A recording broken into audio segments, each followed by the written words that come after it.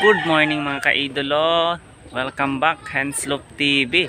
At dito nga tayo nagbabalik kasi mag-update tayo sa loop natin, yung ikakarga natin para sa Balanhiga Eastern Samar. Yun ikakarga natin at titingnan natin dito kung pipili tayo sa loop natin kung ano yung magandang ikakarga kasi first lap na loading mamaya para bukas first lap. Di naman kalayuan pero susubukan natin. Kaya gusto nyo sumama? Tara!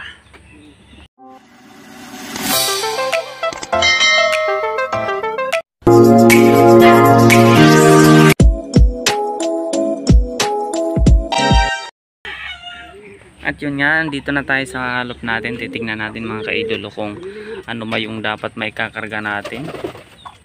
Kasi madami pa naman tayong flyer. Pero yung isang to sure na ikakarga natin to. Yung isang to siguradong sigurado ako ikakarga ko to. Tapos possible yung Grizzle. Yung naikarga natin ng south, ikarga na muna natin ng west. West siguro yun. Dun papunta yung Eastern Samar. Yan. Ito muna ikakarga natin. Tapos ito. At saka pipili pa tayo sa iba kung ano pa yung magandang ikarga. Pero ito, entry natin to.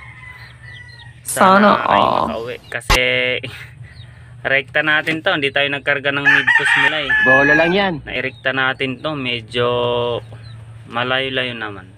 Ay hindi kalayuan pero mahirap pa uwian kasi bukid-bukid. At saka maraming palkon.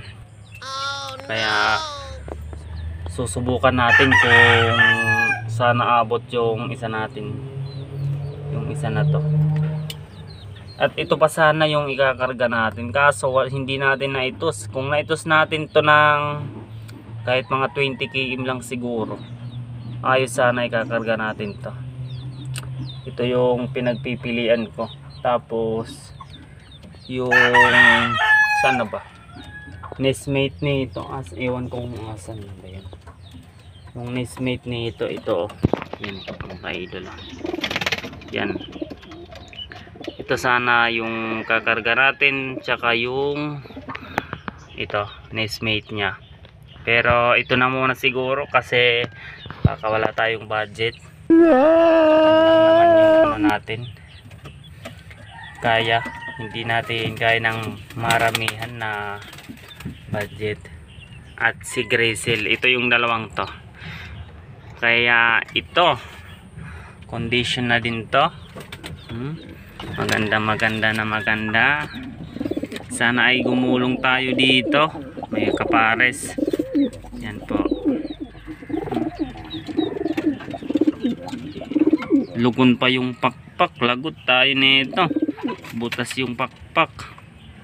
Pero sasampa natin to kasi wala tayo ng mga ibang panglaro. Hindi muna tayo makakarga ng south kasi nung nakaraang linggo cut off si Grizzle na ismash masyado.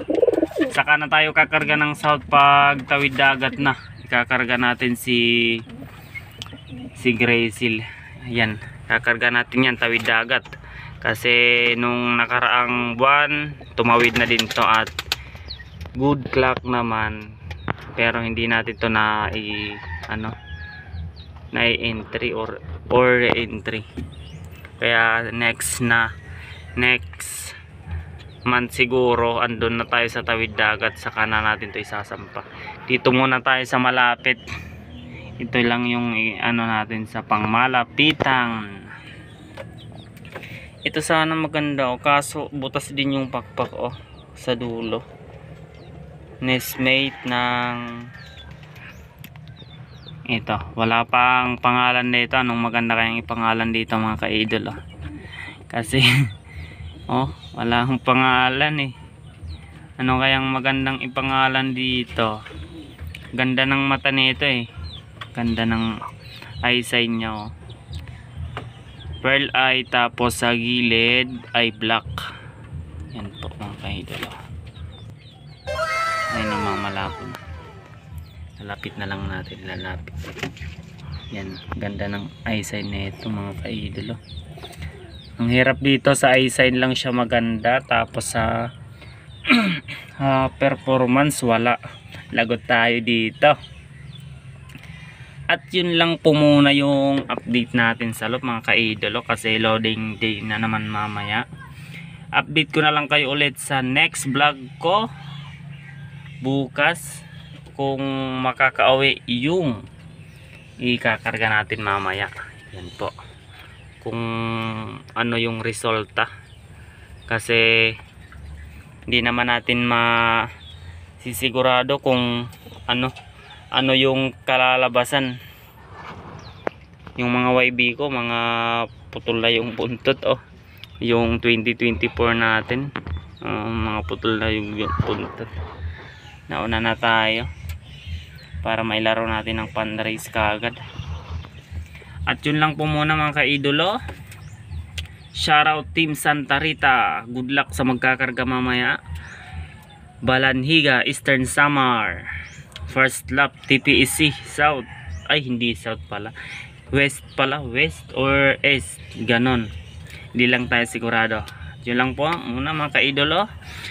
Sa mga bagong pasok dyan, please like, share, comment, and subscribe Hensloop TV para updated kayo sa bago nating upload. Bye.